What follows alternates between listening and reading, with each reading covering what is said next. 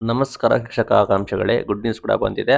ಮಾನ್ಯ ಸಚಿವರಾದ ಮಧು ಬಂಗಾರಪ್ಪರು ಸಭೆ ಕೂಡ ಮಾಡ್ತಾ ಇದ್ದಾರೆ. ಸಂಪೂರ್ಣ ಮಾಹಿತಿಯನ್ನು ತಿಳಿಸ್ಕೊಡ್ತೀವಿ. ಚಾನಲ್‌ಗೆ ಸಬ್ಸ್ಕ್ರೈಬ್ ಆಗಿ. ವಿಡಿಯೋ ಇಷ್ಟ ಆದರೆ ಲೈಕ್ ಮಾಡಿ.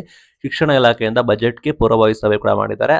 ನಿಮಗೆ ಗೊತ್ತಿರೋ ಶಿಕ್ಷಣ ಗುಣಮಟ್ಟಕ್ಕೋಸ್ಕರ 2026-27ನೇ ಸಾಲಿನಲ್ಲಿ ನಿಮಗೆ ಗೊತ್ತಿರೋ ಆಯವ್ಯಯ ಬಜೆಟ್ ಕೂಡ ಈ ವರ್ಷ ಬರ್ತಾ ಇದೆ. ಈ ನಿಟ್ಟಿನಲ್ಲಿ ಬೇಡಿಕೆಯನ್ನು ಈಡೇರಿಸಿಕೊಳ್ಳಕ್ಕೆ ಶಾಲಾ ಶಿಕ್ಷಣ ಮತ್ತು ಸಾಕ್ಷರತಾ ಸಚಿವರಾದ ಮಧು ಬಂಗಾರಪ್ಪ ಅವರು ಶನಿವಾರ ಪೂರ್ವಭಾವಿ ಸಭೆ ಮಾಡಿ ತೀರ್ಮಾನ ಕೂಡ ಮಾಡ್ತಾರೆ.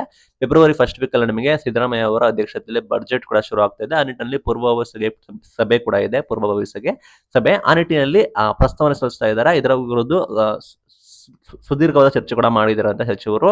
ನೋಡಿದ್ದೀರ ಅನ್ಕೋತೀನಿ. ಏನ್ ಡಿಸಿಷನ್ ತೆಗೆದುಕೊಳ್ತಾರೆ, ನೇಮಕಾತಿಗೆ ಏನಾದ್ರು ಬಜೆಟ್ ಅಲ್ಲಿ ಅಲೋಕೇಶನ್ ಕೂಡ ಮಾಡ್ತಾರ, ಬಜೆಟ್ ಘೋಷಣೆ ಕೂಡ ಮಾಡ್ತಾರ ಅಂತ, ಅದು ವೆರಿ ಇಂಪಾರ್ಟೆಂಟ್. ಶಿಕ್ಷಣ ಇಲಾಖೆಯ ಸ್ಥಿತಿಗತಿಗಳು ಮುಂದಿನ ಶೈಕ್ಷಣಿಕ ವರ್ಷದಲ್ಲಿ ಯಾವ ರೀತಿ ಇರುತ್ತೆ ಅನ್ನೋದನ್ನ ಮೇನ್ ಥಿಂಗ್ ಅವ್ರು ಹೇಳ್ತಾರೆ. ಕರ್ನಾಟಕ ಪಬ್ಲಿಕ್ ಶಾಲೆ ಬಗ್ಗೆ ಕೂಡ ಮಾಹಿತಿ ಕೊಡ್ತಾರೆ. ಬಲವರ್ಧನೆ ಕೂಡ ಮಾಡ್ತೀವಿ ಅಂತ ಹೇಳಿದ್ದಾರೆ. ಅದರ ನೇಮಕಾತಿ ಬಗ್ಗೆ ಏನಾದ್ರು ಮಾಹಿತಿ ಕೊಡ್ತಾರೆ ನೋಡೋಣ. ಗ್ರಂಥಾಲಯ ಇಲಾಖೆ ಆಗಿರ್ಬೋದು, ಸಾರ್ವಜನಿಕ ಗ್ರಂಥಾಲಯ ಇಲಾಖೆ ಆಗಿರ್ಬೋದು, ಬೇರೆ ಬೇರೆ ಎಲ್ಲ ರೀತಿ ಮಾಹಿತಿ ಇದೆ. ಶಾಲಾ ಶಿಕ್ಷಣ ಇಲಾಖೆ ಆಯುಕ್ತರು ಕೂಡ ಇರ್ತಾರಂತೆ, ನಿರ್ದೇಶಕಿ, PUC ಬೋರ್ಡ್ ಡೈರೆಕ್ಟರ್ ಕೂಡ ಇರ್ತಾರಂತೆ, ಶಾಲಾ ಪರೀಕ್ಷೆ ಮತ್ತು ಮೌಲ್ಯ ನಿರ್ಣಯ ಮಂಡಳಿ ಅವರು ಕೂಡ ಇರ್ತಾರಂತೆ. ಎಲ್ಲ ಕೂಡ ಒಂದು ಪೂರ್ವಭಾವಿ ಸಭೆ ಕೂಡ ಮಾಡಿದ್ದಾರೆ ಸಚಿವರು. ಇಲ್ಲಿ ಬಂದ್ಬಿಟ್ಟು ಪೂರ್ವಭಾವಿ ಸಭೆ ಮಾಡಿದಿರೋಕೆ. ಬಟ್ ನೇಮಕಾತಿ ಕುರಿತು ಏನಾದ್ರು ಸುದ್ದಿ ಸಿಗುತ್ತಾ ಅಂತ ಆಕಾಂಕ್ಷಿಗಳು ಕಾಯ್ತಾ ಇದ್ರ. ಬಿಕಾಸ್ ಬಜೆಟ್ ಕೂಡ ಬರ್ತಾ ಇದೆ, ನೇಮಕಾತಿ ಕೂಡ ಪೆಂಡಿಂಗ್ ಇದೆ. ಸರ್ಕಾರ ಕೋರ್ಟ್ಗೆ ಮನವಿ ಕೂಡ ಹಚ್ಚಿದ್ದಾರೆ. ನಿಮಗೆ ಗೊತ್ತಿರೋ ಹಾಗೆ ಫೆಬ್ರವರಿ 12ನೇ ತಾರೀಕು ಹಿಯರಿಂಗ್ ಇದೆ. ಲೈಕ್ ಈ ರೀತಿ ನೇಮಕಾತಿನ ಮಾಡೋಕ್ಕೋಸ್ಕರ ನಮಗೆ ಅನುಮತಿ ನೀಡಿ ಅಂತ.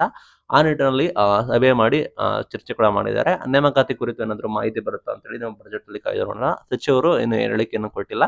ಒಟ್ಟಾರೆ ಬಜೆಟ್ ಪೂರ್ವಭಾವಿ ಸಭೆ ಬಂದ್ಬಿಟ್ಟು ಶಿಕ್ಷಣ ಇಲಾಖೆಯಿಂದ ಸಚಿವರಾದ ಮಧು ಬಂಗಾರಪ್ಪ ಅವರು ಮಾಡಿದ್ದಾರೆ. Thank you.